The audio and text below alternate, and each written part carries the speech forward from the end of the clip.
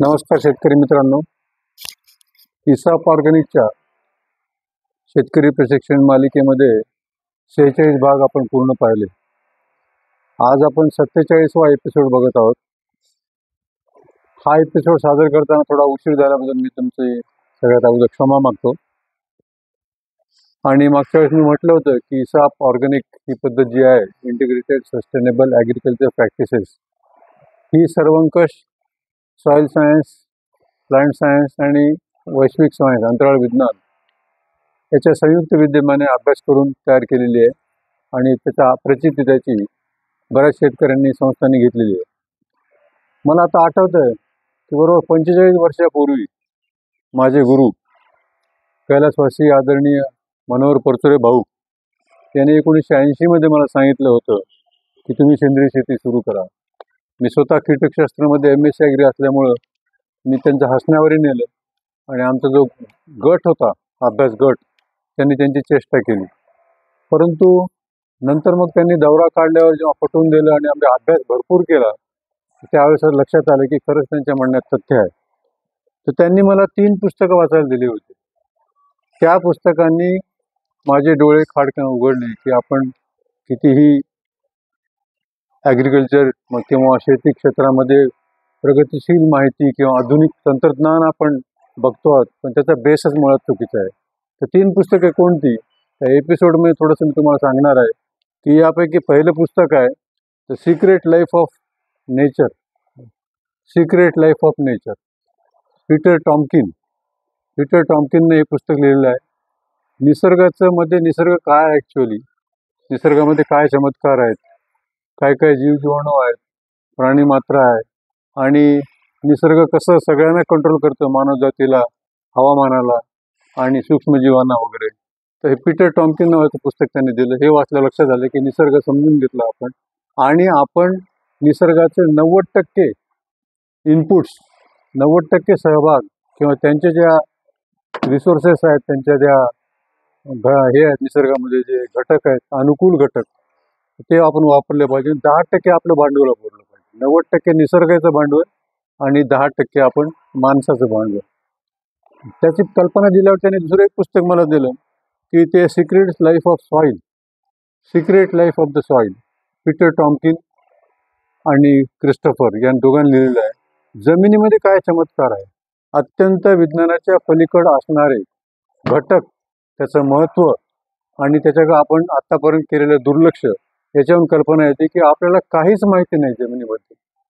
कोणता रोल कशामुळे काय होतं, काय नाही, निसर्ग वनस्पती कसे वाढवतात, त्याच्यामध्ये घटक कोणते आहेत आणि कशा क्रमानं ते त्यामध्ये बदल होत असतात, त्याचा अनुकूल आणि प्रतिकूल परिणाम कसा होतो, ते सुद्धा या पुस्तकानं मला शिकवलं.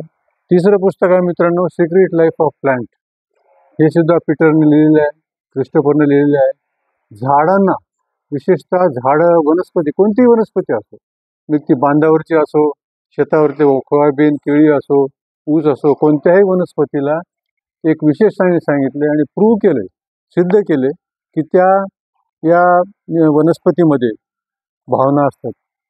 त्यांना इजा झालं तर दुखते, ते रडू शकतात, ते संदेशवाहन करू शकतात. एकमेकाला जवळजवळ 700 किलोमीटर प्रमाणे अभ्यास झाला आहे की 700 किलोमीटर अंतरावर जरी मालक असला तुमचा, त्या वनस्पतीचं प्रेम करणारा माणूस, त्याला संदेश देऊ शकतात. ते टेलिपॅथी म्हणा, काही म्हणा, त्याला सायन्स म्हणा, ते देऊ शकतात. त्यांना रागसुद्धा येतो, ते माणसाला ओळखतात. चांगला माणूस कोण, आपला हितकारक कोण, शत्रू कोण, जो आपला इजा करतो त्याला सुद्धा ओळखतात. खरं खोटं ते ओळखू शकतात. तुम्ही जर नाटक केलं, मी कॉफीमध्ये पान बुडवतो म्हणलं की ते इंडिकेटर सुई हल्ली नाही अजिबात.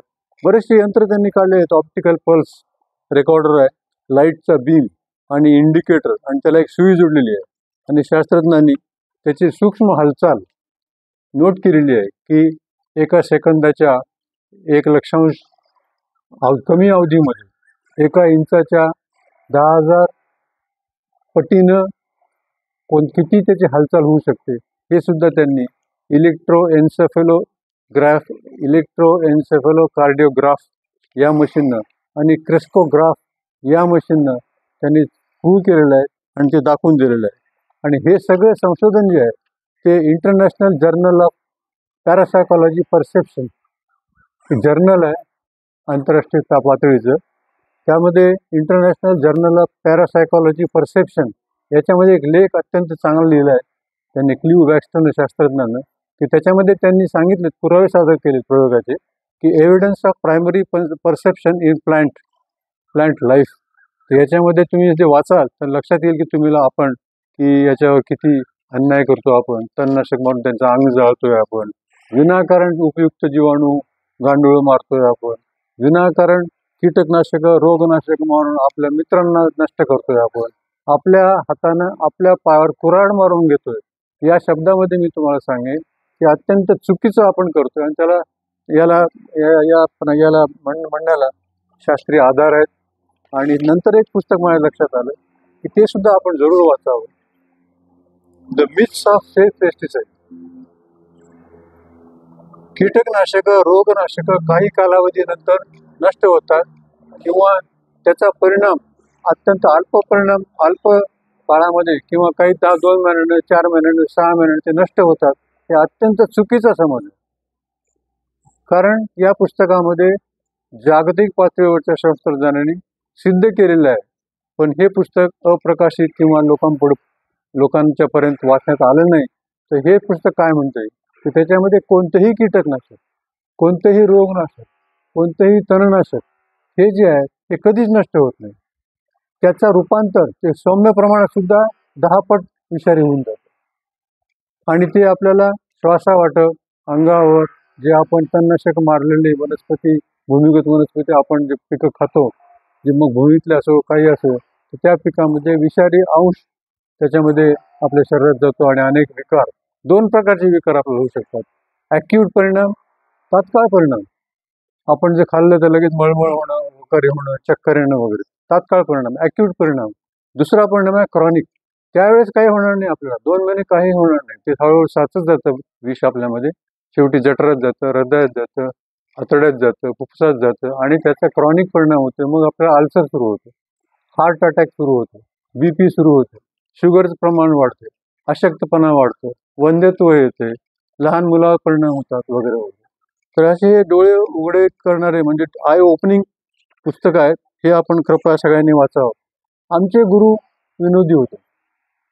ते आम्हाला नेहमी म्हणायचे की दिलीपराव, तुमचं कृषी विज्ञान मंडळ आहे आणि मित्रांनो तुम्हाला सांगतो की आमच्या कृषी विज्ञान मंडळाला सर्वात प्रथम राज्य शासनाचा सेंद्रिय कृषी भूषण पुरस्कार मिळाला, ज्यामध्ये आम्ही जास्त काम केलं. मग माननीय राज्यपालाकडून सपत्नीक माझाही सत्कार झाला आणि याच्या पुरस्काराचं श्रेय मी माझ्या गुरुंना देतो, आदरणीय गुरुंना देतो. कारण त्यांनी आमचे डोळे खाडकन उघडले. त्याप्रमाणे आम्ही सुरुवातही केली. सेंद्रिय दुकाने 2 काढले होते आम्ही नांदेड भागामध्ये. तर ते गुरु आम्हाला नेहमी विनोदानं म्हणायचे की मित्रांनो, सेंद्रिय शेतीबद्दल ऐकलं तर छान वाटते लोकांना. तुम्ही जेव्हा भाषण कराल की सेंद्रिय शेती चांगली आहे, रासायनिक ते चुकीचं आहे आणि ते करू नका, असं ऐकायला छान वाटतं. खोलीच्या बाहेर गेलं, व्याख्यान संपले की पुन्हा जे ते युरिया आणणार करणार, काहीही फरक पडत नाही. तर सेंद्रिय शेतीबद्दल ऐकलं तर चांगलं वाटते आणि वाचलं तर 50% पडते. सुरुवातीला 25% पडते जेव्हा आपण ऐकू की फार चांगलं आहे, आणि नंतर आपण वाचन केलं आणि अभ्यास केला तर 50% पडते. परंतु त्याच्याबद्दल समजा आपण ऐकलं, वाचलं आणि त्याच्यावर लिहून काढलं नोट्स आणि त्या मनन केलं आणि अभ्यास केला तर 75% पडते. आणि शेवटी ते म्हणायचे की तुम्ही सेंद्रिय शेतीबद्दल ऐकलं, वाचलं, लिहिलं आणि प्रत्यक्ष केलं तर तुम्हाला 100% पडते. शेतकरी या 25 ते 50% पर्यंत अडकले, प्रत्यक्ष करून बघत नाहीत. तर माझी अशी विनंती आहे की तुम्ही कृपया हे सगळं व्यवस्थित वाचा, अभ्यास करा, संशोधन करा, स्वतःच्या शेतावर निरीक्षण करा आणि त्याचं मार्गदर्शन घ्या. अडचण असेल तुम्हाला केव्हाही फोन करा. माझा नंबर आहे 98881497 092. नंतर ते आणखी सर म्हणायचे आम्हाला की तुम्हाला मित्रांनो, शेतकऱ्यांना, सगळ्या शेतकऱ्यांना उद्देशून ते म्हणायचे की तुम्हाला 1 तास खूप आनंदी राहायचं असेल, सुख पाहिजे असेल, तुम्हाला आनंदी पाहिजे असेल तर तुम्ही काय करा, एक तुमची आवडती वस्तू खा, आईस्क्रीम खा, नॉनव्हेज खा आणि 1 तासभर मस्त आनंद लुटा. ते म्हणायचे आणखी पुन्हा समजा 1 दिवसभर तुम्हाला आनंद पाहिजे असेल, सुख पाहिजे असेल तर मस्त पिकनिकला जा, सहलीला जा, एन्जॉय करा फॅमिली सगळे. आणि तेच ते तुम्हाला 1 आठवडाभर जर सुख पाहिजे असेल, एन्जॉय करायचं असेल तर आपल्या सासरवाडीला जा विनोदाला माहिती. कारण सासरवाडीला गेल्यावर जावायचा मानसन्मान होतो, खाणेपिणं होतो, ते आठवड्यावर मजेत राहतात. पुढे आणखी म्हणायचे ते विनोदानं, अर्थात विनोदाचा भाग आहे याच्यामध्ये, की वर्षभर तुम्हाला जर आनंदात राहायचं असेल तर लग्न करा. म्हणजे 1 वर्षानंतर तुम्हाला संसार चालवायचा, किचनमध्ये काय लागते, काय संसारामध्ये काय लागते, अडीअडचणी वगैरे वगैरे करा. आणि 5 वर्ष करायचं असेल, तुम्हाला सुख पाहिजे असेल तर आधुनिक रासायनिक शेती करा 5 वर्ष. आणि तुम्हाला कायमचा आनंदी व्हायचा असेल आणि सुख पाहिजे असेल तर तुम्ही सेंद्रिय शेती करा, की ज्याच्यामध्ये तुम्हाला शाश्वत उत्पन्न देणारी. आणि डॉक्टर स्वामीनाथन यांनी सुद्धा म्हटलेलं आहे की तुम्हाला 4 कसोटीवर असणारी, 4 कसोटीवर उतरणारी हे आपल्याला पद्धती निवडायची, मग कोणतीही असो ती मध्ये. नंबर 1 आहे सॉईल प्रोडक्टिव्हिटी. त्याची जमिनीची उत्पादकता सतत वाढली पाहिजे, त्याचं क्वालिटी वाढली पाहिजे. दुसरं म्हणजे तुम्हाला निव्वळ नफा मिळवणारी जास्त पाहिजे, जास्तीत जास्त निव्वळ नफा मिळवणारी शेती पाहिजे. तिसरं म्हणजे हे शाश्वत टिकलं पाहिजे, सातत्यानं हे चांगलं उत्पन्न मिळालं पाहिजे. आणि शेवटचं म्हणजे हे जे बदलते हवामान आहे, गारपीट आहे, सगळे सीझन बदललेत, या बदलत्या हवामानाला तुम्हाला नुकसान जे होतंय ते सुसह्य करणारी तुम्हाला शेती पद्धत निवडली पाहिजे. अशा दृष्टीने तुम्ही ते सांगितलं. आणि आता हे प्राथमिक आज मी थोडं इंट्रोडक्शन केलं. याच्यापुढे मी प्रत्यक्ष कृती कार्यक्रम सुद्धा तुम्हाला दाखवून देईल. आणि तुम्ही कृपया मला केव्हाही संपर्क करू शकता. धन्यवाद. नमस्कार.